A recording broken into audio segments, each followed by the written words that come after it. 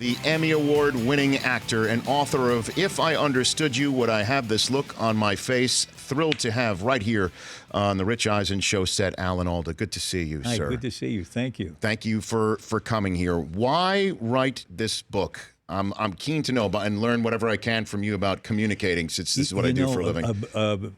8 years ago, I started helping train scientists and doctors to communicate better, because I found out that I had something to contribute when I was doing the science program on PBS for 11 or 12 years. Mm-hmm. And what I had found was, if you can get them to be more personal and to deliver their stories and tell a story about their work, Mm-hmm. then those of us in the public will understand it better. We'll understand about our health better from the doctors, and we'll take the doctor's advice more. Mm-hmm. And what I understood was, if you teach them improvising, this is weird, isn't it? You teach them improvising. Doctors and improvisation don't usually go together, Alan. I know, but if, maybe he'll fix your liver, maybe he won't. We'll see what happens. Right. No, the idea is it's not to be funny or to just do things unexpectedly. It's the basis of this kind of improvising is to help you make contact with the person you're talking to. Mm-hmm. And to really get in sync with them. And when that happens, then the doctor shows empathy toward the patient, for instance. Right. And when the patient rates the doctor as empathic, they're 19% more likely to follow the doctor's advice.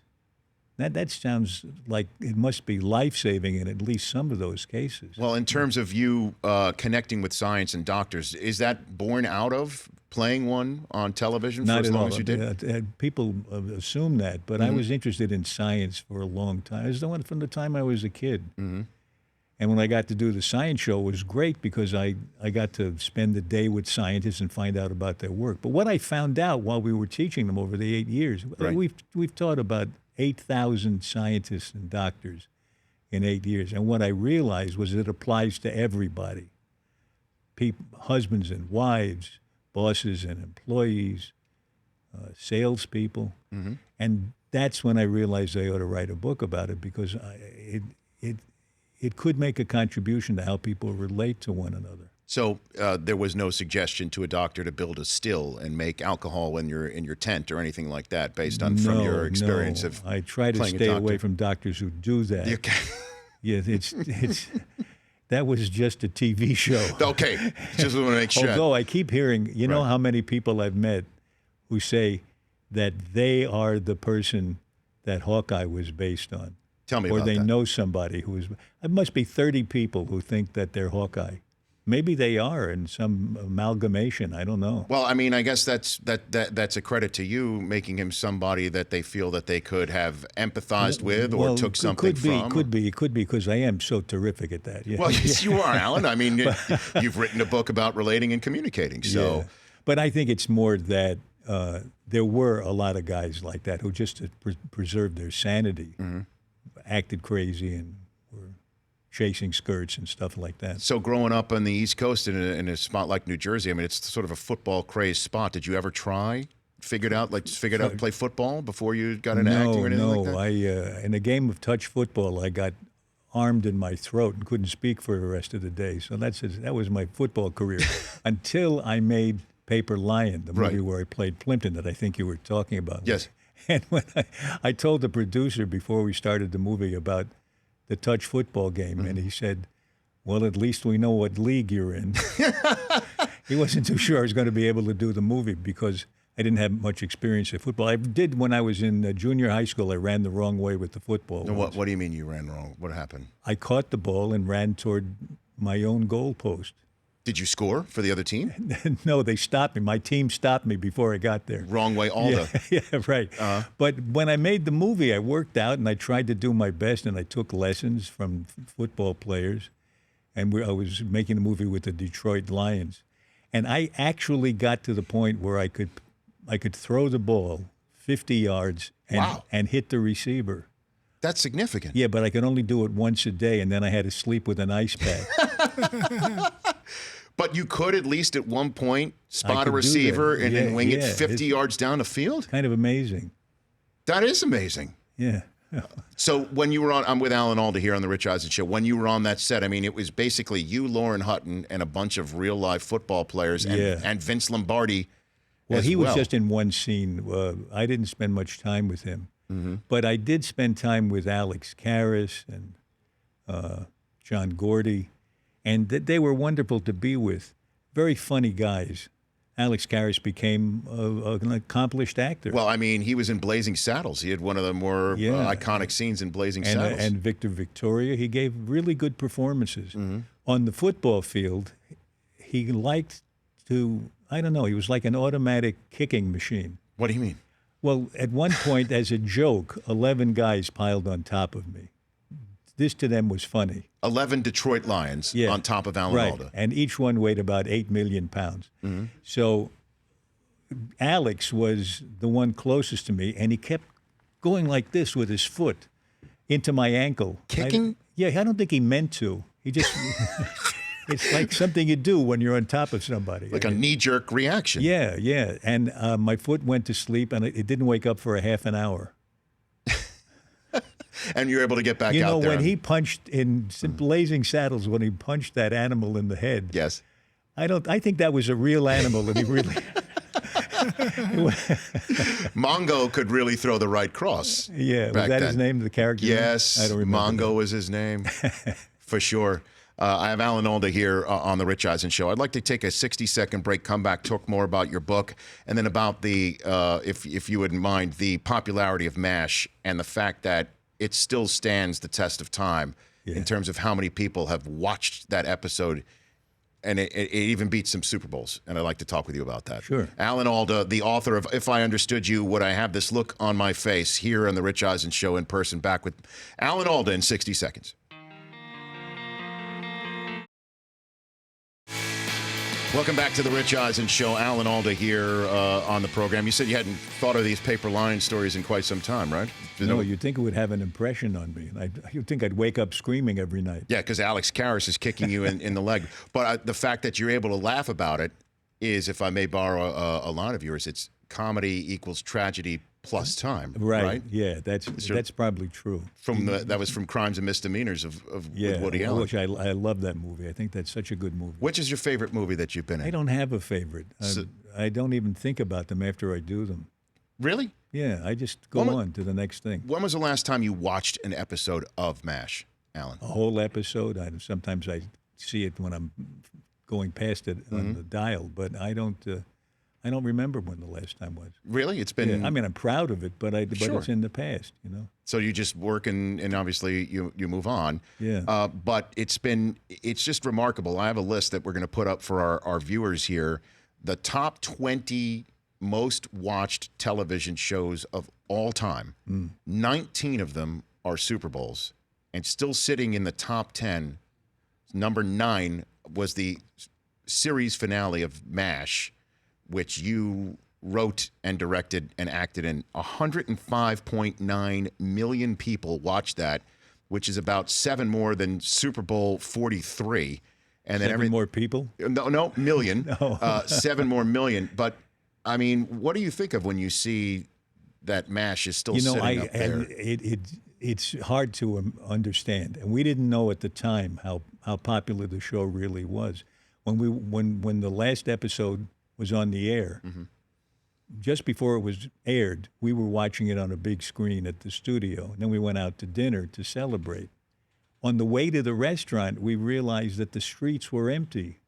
And that's when it occurred to me that most people, or half the country, was home watching our show at the same time. It was an amazing experience. Why do you think people were so connected with that show? Obviously, writing a book about communicating, you would know. There are obvious elements, like there was good writing, good directing, good acting. But I think people always sensed that the show was at its heart about people who had really lived through a horrific experience of war. And as funny as the show was, that's no laughing matter. And I think they could feel with the people who had lived through that experience. Why did you stick with it as long as you did when others left the show? I stuck with it because I thought we were doing good work. And when I thought that we were starting to run out of steam, I suggested that we stop. What did the bosses think about that? They said, "Why do you want to stop? I love it." Right, right. But I wanted us to always be proud of what we did and not wring the last drop out of it before we should. Mm-hmm. Alan Alda here on the Rich Eisen Show. So you wrote this book about the art and science of relating and communicating. If you could boil it down for whomever, if they're out there trying to figure out from somebody who's been there and done that and all manners of communicating, what do you think is something that should stick out? Something that I think I've found is that you can't communicate. You can't make your point with another person or talk to a crowd or write for them unless you're thinking about what they're going through as you try to make your point with them, as you try to explain something to them or get them to understand something that you believe is important. Mm-hmm. Unless you're thinking about what they're going through while you try to communicate this stuff, you're just making up a message and spraying it at them. How do you know if it's landing? And so the book is about a lot of different ways to make contact with people and read their minds by getting clues from their body language, from their voice, and that kind of thing. Is this part of the reason why you've been married to the same woman since 1957, Alan? Even to this very day? Well, we've been married 60 years. Gee, 10 years went by like that. I've married 60 years, and people say, "How come you're married so long?" And my wife says, "The secret to a long marriage is a short memory." I like that. I've never heard that one before. Yeah, well, that's her thing. Should I try that on for size with I just celebrated my 14th wedding anniversary. 1-4. A regular baby you are. That's, I am not. Yeah, 14. Yeah. Well, congratulations. You just had that anniversary? Just did. Just had that anniversary. Yeah, it's the Ivory anniversary. So I got my wife half a piano. Yeah, half a piano. I got her 44 keys. That's what I got her. Yeah. You seriously? No, I'm just kidding. See, I'm so gullible. No, see, but I'm communicating with you. Right you now. are, and you're making real contact with me. I mean, I see you really watching me. So okay, you must be. No wonder you got this big show here. You must be a really good communicator. Well, I try. You know, it's what I find. In all honesty, if we're having this conversation, and I learned this from watching people like Carson and Letterman and Jon Stewart, Charlie Rose, who has a testimonial on the back of your book here. Quote he wrote. Right, is that listening is the toughest form of communicating in many ways. It's the most important thing. And the person trying to communicate is the one who has to listen the best. You have to listen to the person you're trying to communicate with, or get a good estimate of how they're getting it. And I was watching you guys yell about sports before. Well, we were conversing in a demonstrative way, is the way we might put it. But I would say screaming. Okay. Okay. So what I was really wondering was when you engage like that, are you aware of, even though you're passionate about what you have to say, are you taking in what they're saying? I know I am. I turned to the guys with whom I was conversing. Were you taking in what I was saying? Yeah, and I disagree with it, but it doesn't mean I'm not listening. Yeah, that's nice. That's how it ought to be. Otherwise, did you notice only one person responded? I noticed that. Well, the other two are asleep. No, I'm not. See, that's the Jersey guy over there. Let me ask you something. Yes, Alan. What we've been talking, I'm sort of interested in this, especially with the experience of the Detroit Lions behind me. This business of reading another person, I get the impression that that's important in sports to a kind of a high degree. Well, when you're playing against somebody, not just running or something like that. Well, there's different forms of communicating. Just in football alone, for instance, I've been fortunate to, on my other gig at the NFL Network, where they would refer to this as my other gig, but that I work with Hall of Fame athletes who are Hall of Fame defenders, Deion Sanders being one of them, and he would tell, based on a wide receiver, how he stood, whether a run or a pass was coming. Wow. Because and other defensive linemen would know that based on the pressure of watching how the offensive lineman placed his hand on the ground. And he could tell that in that detail. Yes. So there's different forms of communication, body language and verbal, for instance. And then obviously coaching, needing to read the other individual is But that's all. You know, what's interesting is I guess, taken for granted in sport. You got to really be aware of the slightest movement, the way the head is going, and the rest of the body. Well, I'd imagine it's that way in acting too, Alan, right? Sure. But that's how I got to understand what I think I understand about communication was my experience on the stage. You got to relate to the other person so well that you can pick up a sensation from them, a vibe from them in a way that's so clear to you because you're observing their bodies and their voice to such an acute degree that changes you. It makes you respond to them with the next line, not because the next line is in the script, but because they're making you say it. And it's I think it's a little like tracking the other player in a game. And that's what I think we have to do when we communicate. We have to track each other in the same way. Well, not to get too deep, but since we're there, it just seems that a lot of people aren't communicating with each other these days, Alan. It seems worse than ever, yeah. And it's not so hot because I think partly it's that we hear what we want to hear. The internet has made it easy for us to be in that bubble or the echo chamber, the other things that they've called it. And it's kind of important to do what we were talking about before, to listen to what the other person says, even if you don't agree, because it's a good idea for us to test our assumptions on all sides of the political spectrum. The book is called If I Understood You, Would I Have This Look on My Face? Alan Alda, you are a treasure, sir, and I'm thrilled that I could look you in the face and communicate that with honesty. I'm accepting it, too. Well, and honestly, you were somebody who came into my household since I could remember watching television. And like I said, for the television audience and the radio, you responded to a fan mail letter that my dad was an inveterate letter sender, mostly to airlines to complain. Oh, that's good. Did they ever respond? Oh, they did. Back in the day when they actually did that sort of thing, instead of dragging people out of planes, they actually responded by letter, and you responded, and that was a big thrill for all of us. And it's been a thrill having you here. So thanks for coming in. I've had fun talking with you. Terrific. You bet. That's Alan Alda here on The Rich Eisen Show. The Rich Eisen Show.